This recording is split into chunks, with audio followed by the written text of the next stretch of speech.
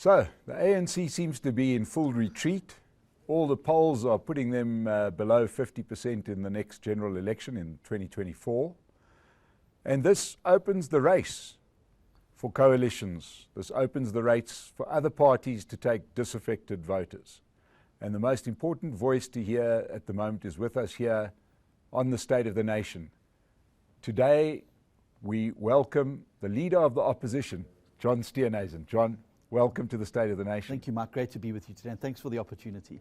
Yeah, it's really wonderful to have you. I've mentioned to you, we've had a few people from your party, we've had a few people from other parties, and let's just dive straight in. Sure. The DA seems to have, let's put it this way, let's start here. Why does everybody hate the DA? People hate the DA because we're always right, and people don't like that all the time. We see things coming down the road, we highlight these problems that are coming down the road, we put on the table solutions, and invariably they're proven right. We've been proven right on BBBEE, we've been proven right on the economy, we've been proven right on state capture. We were talking about state capture long before anybody became part of the zeitgeist. So I think that there's an element of resentment, the fact that we call things and analysts then rubbish them and then they're proven to be right. The most recent example has been warning since January about food and fuel. It was part of the reason why I went to the Ukraine, and there was a huge outcry. Why is Steenhuisen there, and what's this got to do with us? Well, I think we're all feeling it now with the rising cost of fuel and food prices here in South Africa as a result of the Russian invasion of Ukraine. So I think people like to hate the DA, but I think at the end of the day, a lot of people thank goodness that we're there. So you've got a situation which feels to me a little bit like when I go back to my childhood, and I'm giving my age away here, but I do remember when ABBA were very popular. And if you wanted to be a cool kid, you couldn't admit that you liked ABBA. But then you'd go home and listen to the music, right? I think you've got a similar problem in the DA, isn't it? Where people like what the DA does, but they won't admit it at the braai. Well, exactly. And they should be admitting it at the braai. Because the reality is, there's only two parties in the country that have got experience of government. One is the DA and the other is the ANC.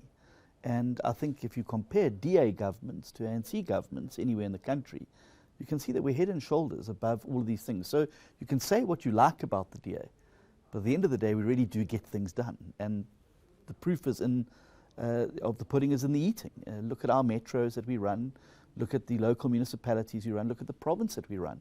Where the DA governs, life gets better for all South Africans, but particularly for poorer South Africans. And that is a result of good, clean, accountable government that delivers for more people. And that's what we're about.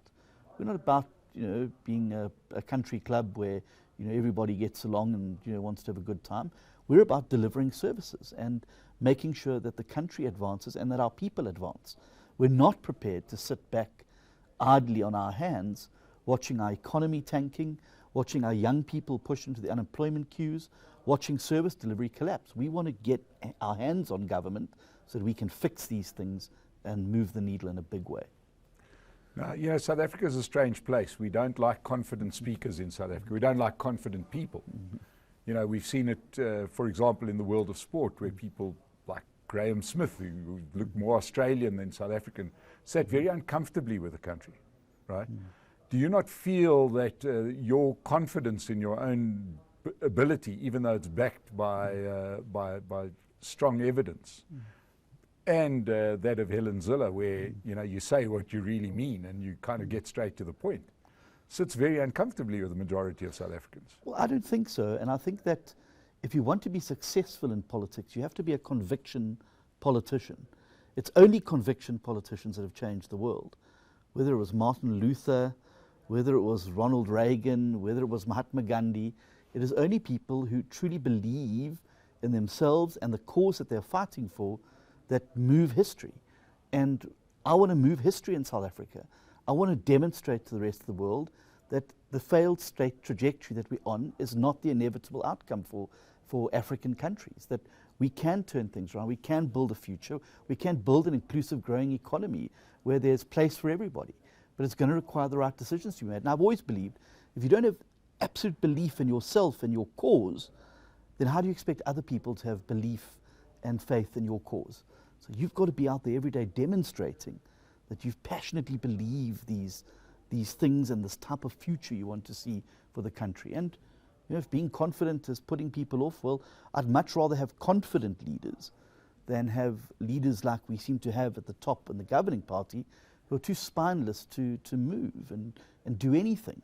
And as a result, our country is busy stagnating and teetering towards that cliff of a failed state.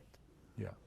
Now, John, there's an absolute elephant in the room, and that is, that the DA has been beset by what seem to be, and we'll want to go a little deeper in this, by high-profile resignations, defections, call them what they will, right?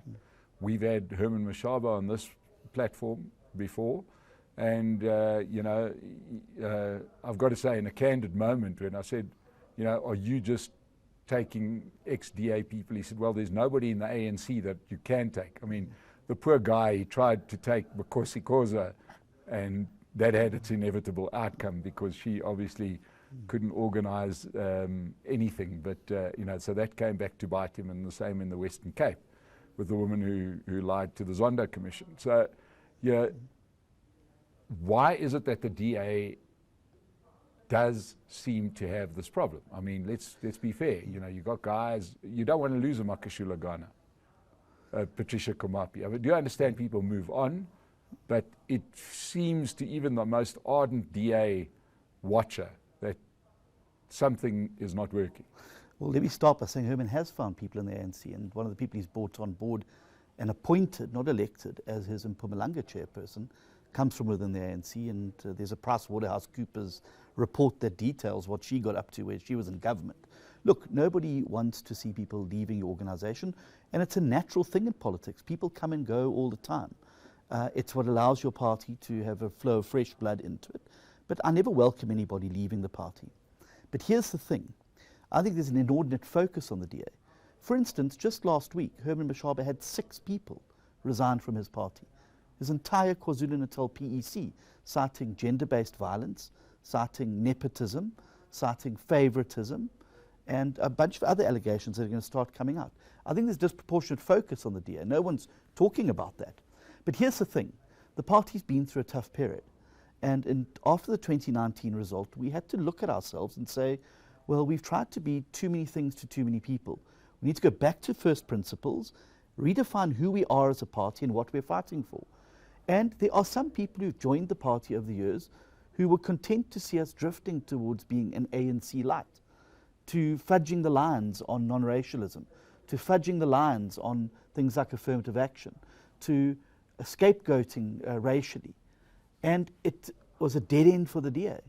Now that we've recommitted to those core values, non-racialism, respect for the rule of law and the Constitution, a social market economy that doesn't tolerate racial profiling, a capable state that doesn't practice cadre deployment, there are people who were perhaps more comfortable in the ANC light regime. And that's fine. That's not who we are as a party. It's not who the Federal Council, the Federal Congress, the body of the party has decided who we are. And they are naturally going to find other homes where they will be more comfortable with fudging issues that we don't believe can be fudged if we're going to make South Africa successful. And so they go with no malice from my side. I wish them well. But there are lessons that must be learned from people who've jumped to other political parties thinking that the grass is greener on that side and have learned to their peril in COPE, in ID, in Gang, in any one of these small boutique parties that pops up every election, that the reality of running a political party means that sometimes you have to compromise and that you're never going to find a political party that's perfect for you. And I think that I'm happy and comfortable where the DA is. I'm happy with our recommitment to values. And if some people are going to drift away, well, I can tell you that we're replaced by people who believe fundamentally in those core values and principles. Yeah. It appears to me that many people, and we're going to touch on the media with some depth, seem to revel in the changes, especially in the post-Musi Maimane world, where they could say, okay, well, at least we don't have to consider the DA, where they've shown their colours. Right. I mean, I watched last week, or recently when Makashula Ghana went. I thought that Clement Manyathela was going to have an orgasm on air. He was so delighted to deliver, yet another high-profile, departure from the DA.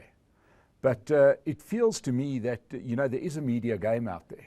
Of course there is. That one has to be cognizant of, and there's also the room that needs to be read. I get it that you guys want to have one policy line and get people that align with those policies. But at what point do the optics matter? Well, the optics matter massively, and that is why the DA is the most diverse political party in the country. If you look at our top 6 of the DA, there's all of South Africa reflected in it.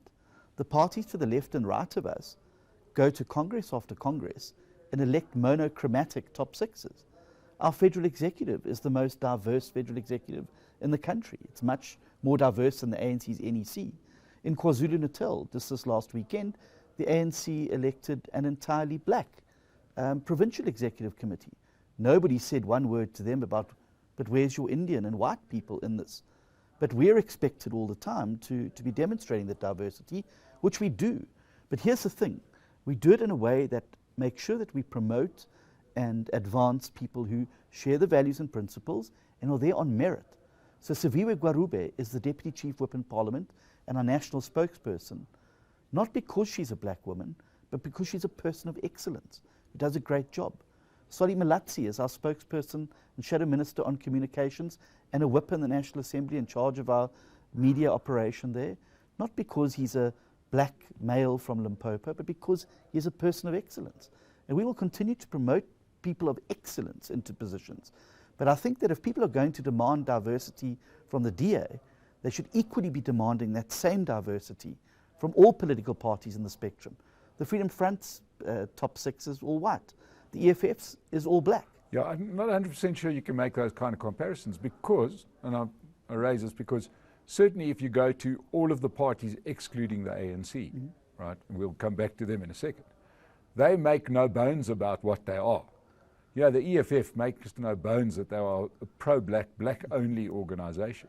The Freedom Front makes no bones about the fact that they are a white Afrikaner party. And we make no bones about the fact that we're a party that practices non-racialism, which doesn't see people as envoys of their race, but looks at people of merit and ability, and those are the people that come to the fore through democratic processes in our party. I suppose that's the real issue here, is it still politically savvy to push non-racialism, given the light that the ANC ditched non-racialism for black nationalism, right? Because it's playing the numbers. 80% of the electorate is black. We will say, sorry, 20%, you're not going to see yourself here. Go and vote for John, right?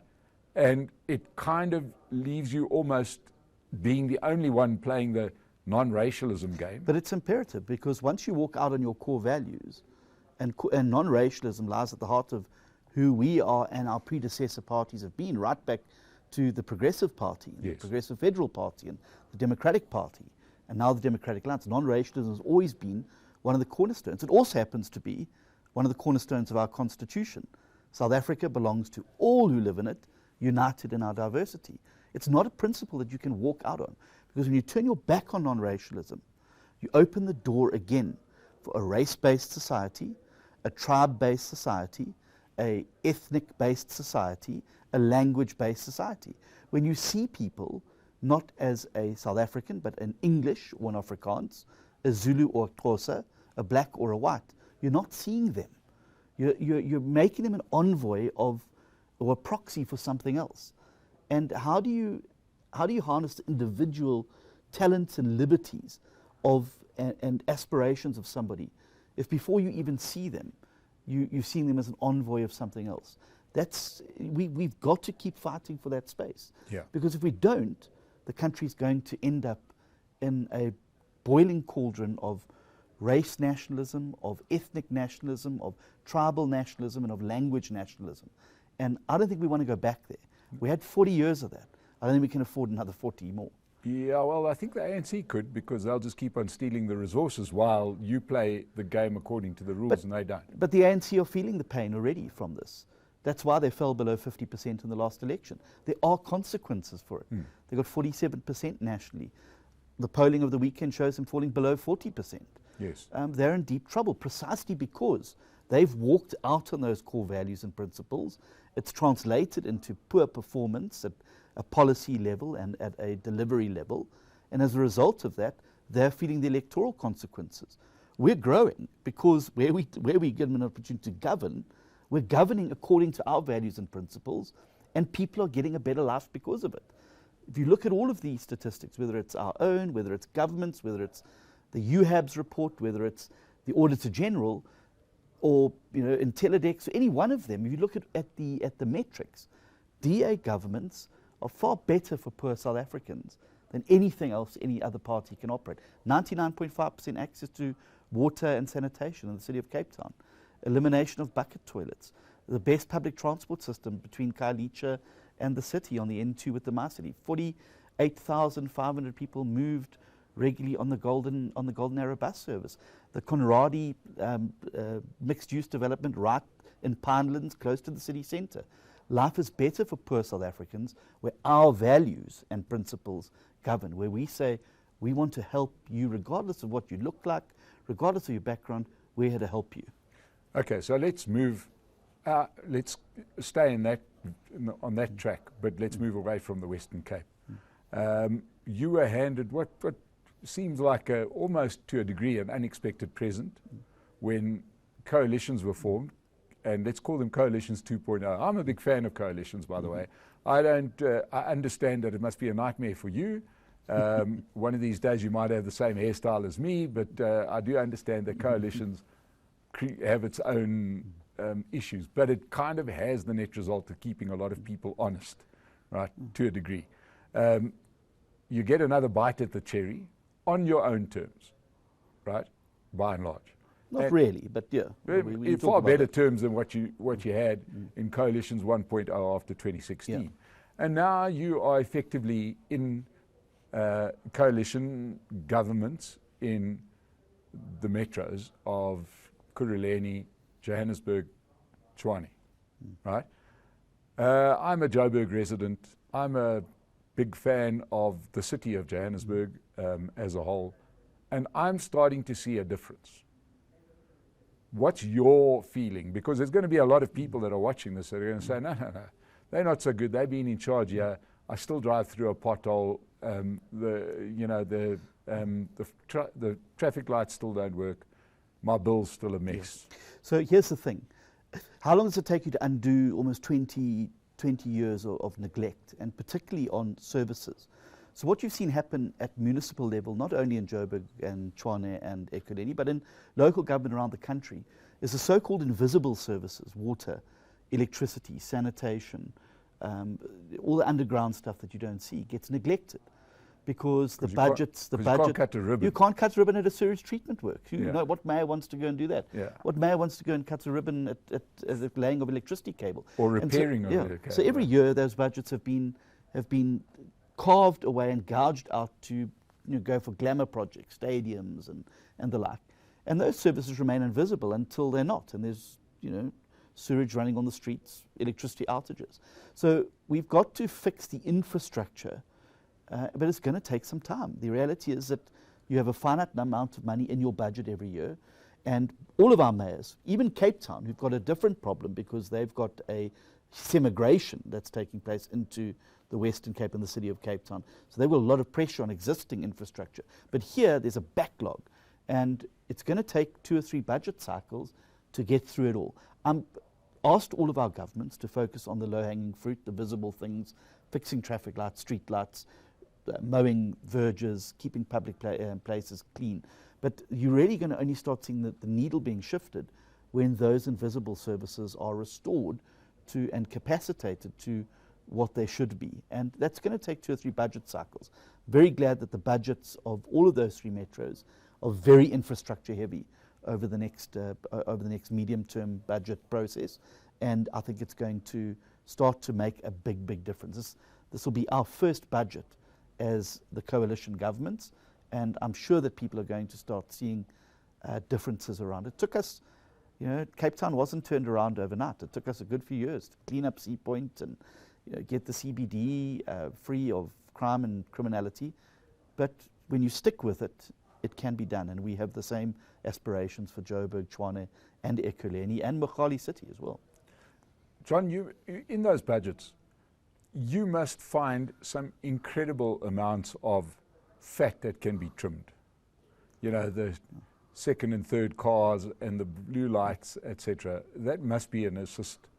It does, but it takes some time to identify where that padding and fat is, because invariably there will be municipal officials that are benefiting from it. They have got a NIMBY approach to their budgets and their departments.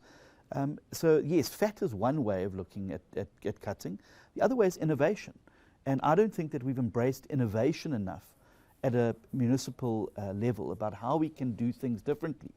When you go into departments and say, well, why do we do it this way? And they say, well, it's always been done that way.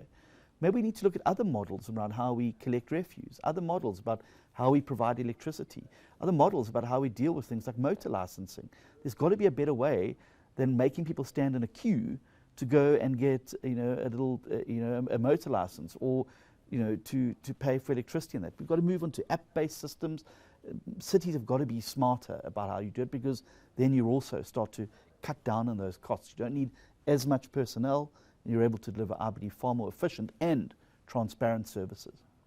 Now, you've also made a breakthrough in KZN, and you seem to have unearthed a bit of a unicorn, a gem in Chris Pappas. Yes. Right, guys from the region, he speaks fluent Zulu, he understands social media, and he is governing for the good of what is admittedly a relatively small area, but he's doing a hell of a job, isn't he? He's doing a great job, and Chris and I are from the same province, and he's been a political game changer for us in Umgeni municipality, and it's important that he's here, and it also just shows you we have faith in young people. Jordan Hill-Lewis is in his 30s, he's the mayor of Cape Town Metro. Chris Pappas in his 30s, he's a mayor of Umgeni municipality. We have a huge faith in young talent and nurturing that talent, and both of them have the energy and drive. Umgeni is particularly important for us because it is a beachhead now for us in KwaZulu-Natal, and we're going to turn that municipality into a beacon for the rest of the province of good governance, of delivery, of getting things done.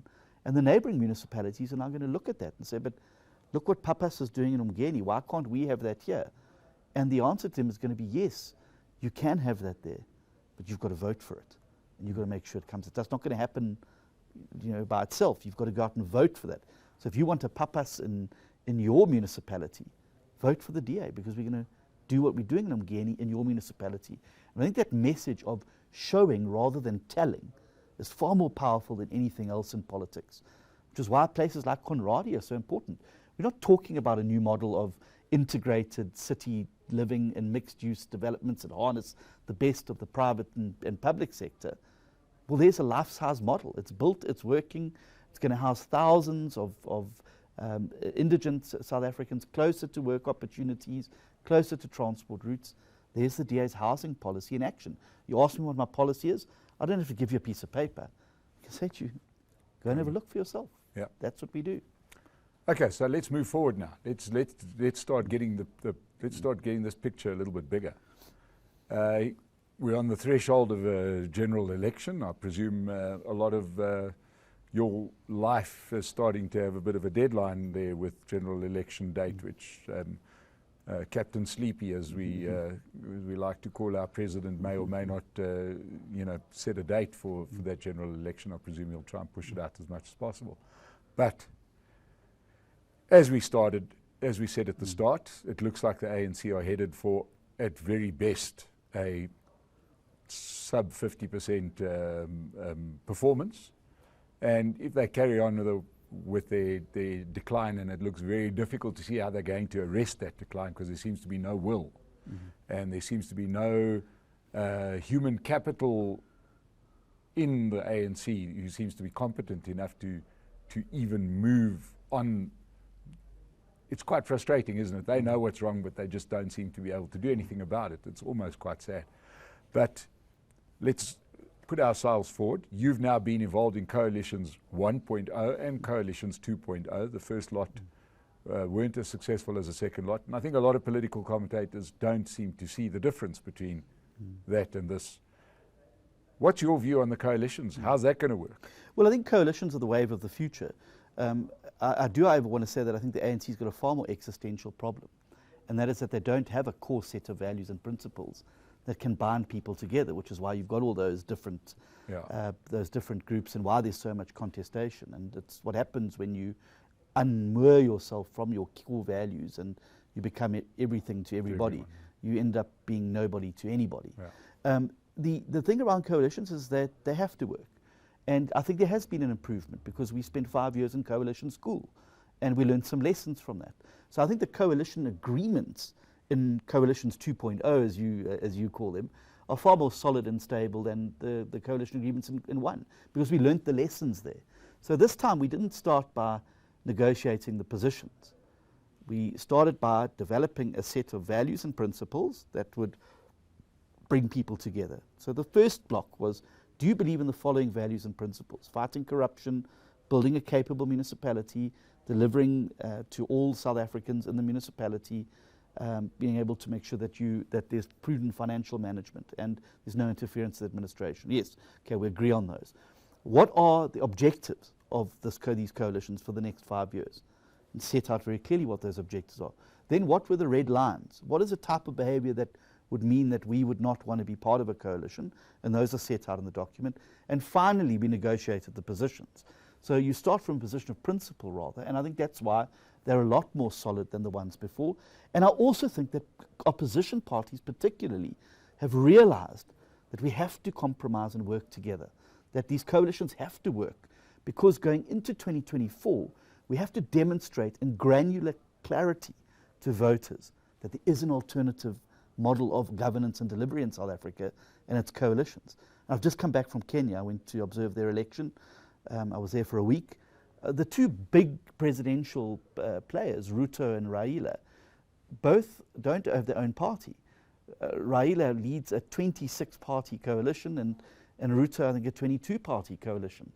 So coalitions are coming to South Africa. We better learn about them. We better get as much experience as we can, because I do believe there is going to be a coalition government in 2024. Isn't that a wonderful thing? I totally agree. You know, obviously, coalitions sometimes get and it's in the ANC's interest to try and talk coalitions down. I understand it. And they're sycophants in the media, especially, sadly, the independent media. Nothing independent about them. Nothing independent about media groups. And I wish Survey would give his company a different name, because we're not talking just about him. We understand that's off the reservation. That's just a crazy bunch. But yeah, you know, some groups are really, really dangerous in the way they suck up fake news. Yeah, it is. It is, exactly, and in these days of social media, it's hard to keep that quiet, or it's very easy to expose it.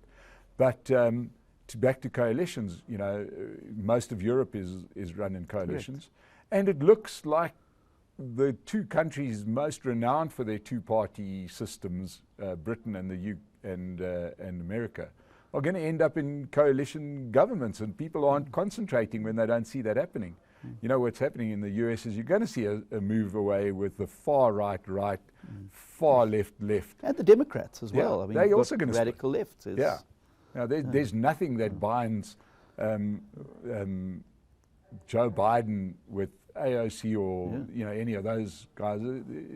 These guys are totally going to be in coalition, even if it's within their own parties. But do you think that the model that you have established for coalitions in the metros, which now seem to be gaining some traction, do you think it would be easier or more difficult to roll that out on a national scale? I think it'll be easier to roll it out on a national scale because we've learned to work together. And I think that we've been able to test each other out and find each other. But I also think there's going to be another player in that election. And that's going to be what the ANC looks like coming out of December. Because if you look at the RET faction in the ANC, they say, well, they've got the majority and they're going to dominate. If you look at Ramaphosa's faction, well, their people say they're going to have they've got the majority. Well, the tide's going to go out in December, and we're going to see who's not wearing swimming trunks. And that's going to be very interesting to see what the balance of forces are there. Because I don't believe the centre can hold in the ANC for much longer. I think that things have got so combative and so bad that there's going to have to be another cleavage. And that also opens opportunities for us. Is there going to be a breakaway? People say, oh, the ANC will never split. I say to them, it's split 3 times already. The UDM was a split, COPE was a split, and EFF was a breakaway of the youth league. I think there is a split coming. I think it's a bigger one.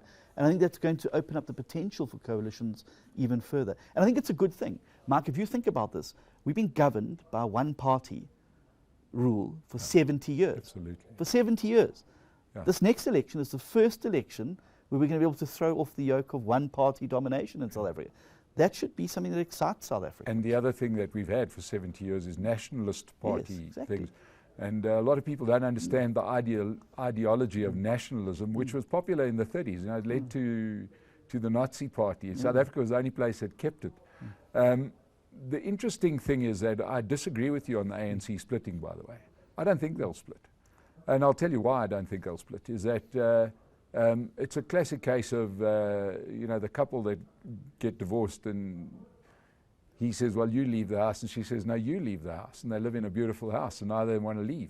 You know, I'm sort of making light of it, but I think the access to resources means that the saying of it's cold outside the ANC, that becomes real. You know, those guys can't take up their job as a lawyer or as a practicing accountant. They have no skills other than being elected. And I think that you're going to see them using those skills to form new political organizations, because in December there's going to be a victor and a vanquished. If Ramaphosa prevails with a significant enough majority, the RET guys must know that jail time and prosecution is coming down the line. And if you think they're going to sit quietly by watching that happen and watching that ebb away and their access to power ebb away, I think that you're mistaken. Yeah. There's going to be a fight to the death. There's going to be a and fight that fight to the death is going to mean that somebody's going to have to leave the house, because if they don't, they're going to get stabbed. Yeah, well, what I'm saying is that if you take a couple of instances where if you go back, Thabo and Mbeki tried, begged, pleaded, threatened to get rid of the radical wing. They wouldn't leave. Then the radical wing prevailed in 2007, and Thabo and Mbeki's wing, barring a few people that went to COPE and messed that up. The others quickly learned to live with Zuma. I mean, we had St. Trevor Manuel, as a minister in the Zuma government. Everybody seems to forget, But the game changer here is Zondo, and the consequences arising out of Zondo. Far too many people in that faction have been clearly and directly exposed in Zondo. And there's going to have to be a consequence of prosecutions that follows that. And as I say, for every action, there's an equal and opposite reaction. And if you think the RET faction are just going to sit by and wait to be picked off one by one, I think we're naive. I think there's going to be an equal and opposite reaction. And I think Phala Phala is one of those things. It's designed to weaken the president going into that particular Congress. You've now raised the two very important issues to discuss. And let's deal with Phala Phala first. Has this mortally wounded Cyril Ramaphosa? I think he's in trouble, and I think it has weakened him, and I think that's been exacerbated by his response to it. Do I think it's going to cost him the Congress later this year? No, I don't. I think he will prevail with a small majority, and I think he's going to remain heavily compromised by a group of people in the top 6 who will not allow him to drive the reform agenda that he so passionately talks about all the time, but never does. Never does. I don't know about this reform agenda at all. Yeah, I mean, I think I don't think anybody believes it's dead that now anymore, because it's dead now because the one thing you learn in politics is that you are at your most powerful after your election, and unlike a bank balance, your political balance depreciates over time. It doesn't appreciate, and so where he was very strong, and this is what I'll never forgive him for. He was probably the most powerful politician that we've had in 30 years in South Africa. And what did he do with that power? He squandered it. He could have done anything. He had DA voters voting for him. He had DA donors giving him money. He could have spoken to the country over his party. and he cowered. Yeah. And now that power is gone, Yeah. and he is weakened by it. And now he's going to be tossed and turned by the forces within his own organisation. Yeah. Talk about mainstream media. He had Peter Bruce shining his helmet. I mean, Peter Bruce. Well, Peter's onto a new triangle now. He's now shining Songezo's helmet. So Yes. every election, Peter finds somebody who to isn't gossip. the DA. Yeah, exactly. So he was a big Bantu Lamisa fan, you Yes. recall, and sort of spoke him up. And then I think he was on a word with Kang at one stage. Yeah, ABD, anybody but the DA for Peter.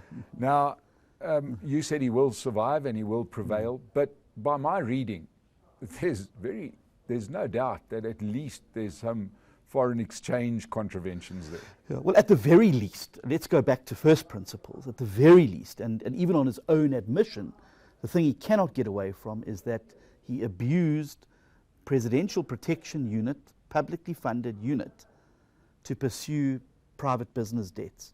That is an abuse of power. It's not something available to you and I. If we have people steal from our house, we go to the police station, we open a case, they'll assign a detective. Hopefully somebody will pitch up to take fingerprints. Hopefully you'll get a detective who maybe contacts you for a year, in a year, and hopefully something gets done about it. Well, for him, he had resources that were available to him as the head of state, which he then used in his private business interests for his own benefit. That is an abuse of power. Secondly, the forex exchange that applies to the rest of us surely has to apply to him. He swore to uphold the Constitution and all other law of the Republic. Our exchange control laws are laws of the Republic. So I don't think he can get out of this one, and I think that his CEO approach of putting his head in the sand and not saying anything, hoping it goes away, is fatal for somebody in politics, because he should have just come out from the beginning and said, look, I messed up.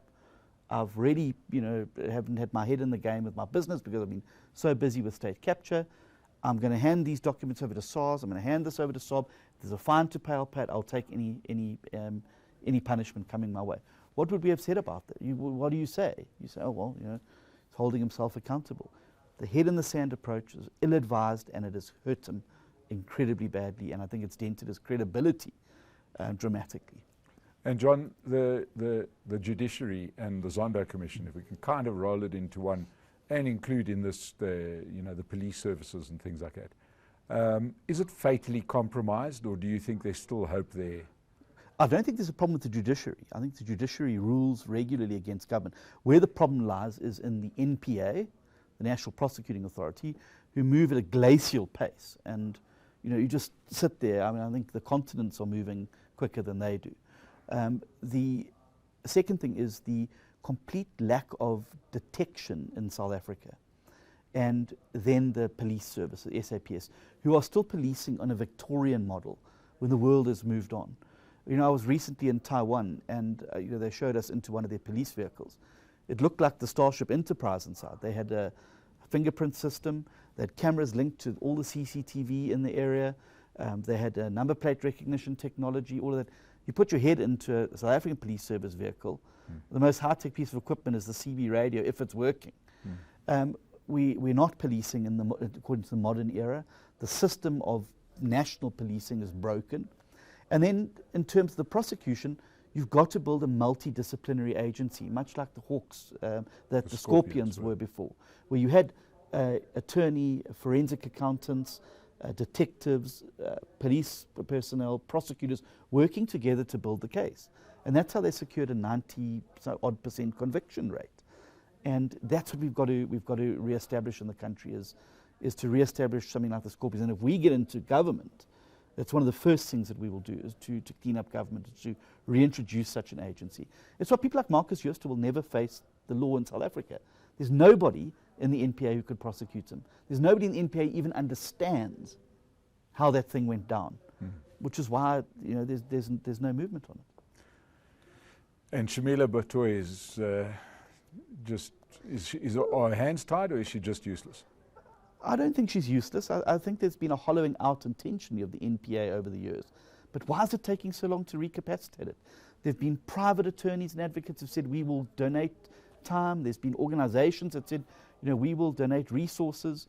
There's just been a complete shutting out of all offers of real and genuine assistance. I mean, without a proper prosecuting authority, nobody will go to jail in this country.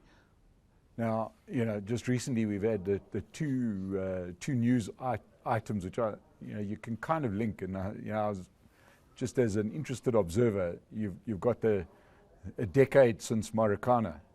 You also have some people being arrested for the riots and looting in 2021. And the most amazing thing is that in both cases, nobody has spent one night in jail, and in both cases, they're completely 100% videoed. You talk about evidence, you can watch the movie. There's already been documentaries made, there's already been all sorts of things, and yet our prosecution authority, our police services, can't arrest anybody. Absolutely. Does that speak more to incompetence or lack of political will? It's incompetence, it's lack of resources, and in many instances, a lack of political will. I think the reason the ANC have dragged their feet on the July instigators so much is that the majority of them you'll probably find are ANC members and ANC supporters of Jacob Zuma, who were part of fermenting that violence in KwaZulu-Natal and causing that damage to the economy and to the property. So they don't want to see those people being brought to justice in any meaningful way. Now, John, I'd like to tie this up with looking forward. What's obviously on our minds now, and I do know that that a friend of mine, and I'm sure you've had dealings with him, Frans Cronje, came out quite positive about the future of South Africa, and I share his positivity because I do see the value in coalitions, at the very least, shining a light on certain things, even when they don't work in the optimal way. It's better than having ANC rule, and that's what makes people like myself and France positive on South Africa. We also had a guest here recently, Gigi Alcock, saying, listen, the economy, the informal economy, is a lot stronger than what the government wants to acknowledge. They just want dependence on social grants in the hope that people would then keep on voting for them. What does a post-election South Africa look like? It all goes the way that we hope. The ANC gets 40%. Do the EFF go back home and we have a deputy president, Julius Malema?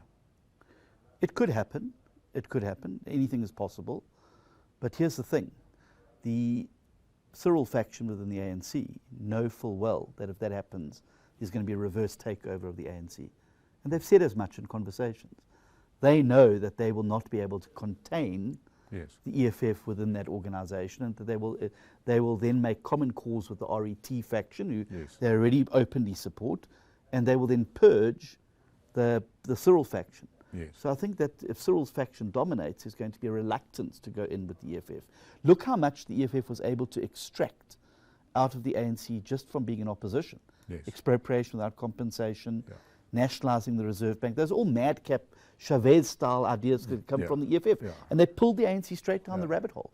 Imagine the devastation to the country if they're in government with the ANC, what the gouging and damage to the economy is going to be. So I think there's a realization there. So I think that there has to be a coalescence around the rational center in South African politics, with the 4 core values and principles that we can agree on: non-racialism, respect for the rule of law and the Constitution, a social market economy that treats business and industry as partners in growth, not as enemies, and a capable state, which means reducing the size of the state and making sure that you introduce proper principles to build a state that can get things done and deliver and actually implement the policies. I think there's going to be a coalition after this election. I think that it's positive news for South Africa because, as you rightly said, and as Bill Clinton famously said, the big question you've got to ask yourself in politics is compared to what? And compared to another 5 years of the current trajectory of ANC dithering and mismanagement and poor policy choices, I don't know what's going to be left in 2029. So we have to do it this election. It's a moonshot election for the opposition in South Africa.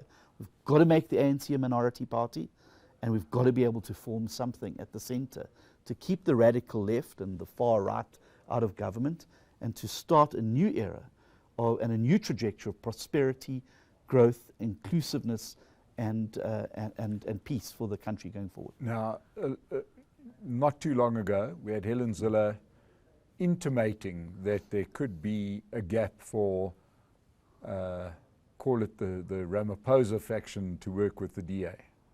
Well, we'll work, and we've been very clear, we'll work with anybody who shares those core values and principles, which is why we can't work with the EFF in local government, because they don't believe in non-racialism, they don't believe in respect for the rule of law and the Constitution, they don't believe in a social market economy, and they believe in cadre deployment, which lies at the heart of building an incapable state. So it's very difficult. Where we find people in the political spectrum that perhaps are wearing different party T-shirts today, that can share those values and principles and come together around those core values and principles, I'm willing to talk to them. I'm willing to talk to anybody who shares those values and principles, because those are the values and principles that we need at the heart of government if we're going to progress as a nation. If we get sucked down by the radical left or the far right, I don't know what's going to be left of South Africa at the end of a 5-year term where they're in power. We have to prevent that at all costs. Well, John, I think that this has been fascinating. Thank you so much for joining us today. I think it's you as expected, you've answered every question without ducking. I wish you the best for your continued reign as the leader of the opposition, and I wish you really well in the 2024 election. I think it is a moonshot election, and it's a chance for everybody to say, hey guys, this is not a cut and dried affair. The game is open. For the first time in years, the South African political scene could see some meaningful change. Yeah. And good luck with that, and I hope it goes well. Thank you so much for joining us. Really great to be with you today. And thank you to everybody who's joined us, and we'll see you soon. Thanks, John.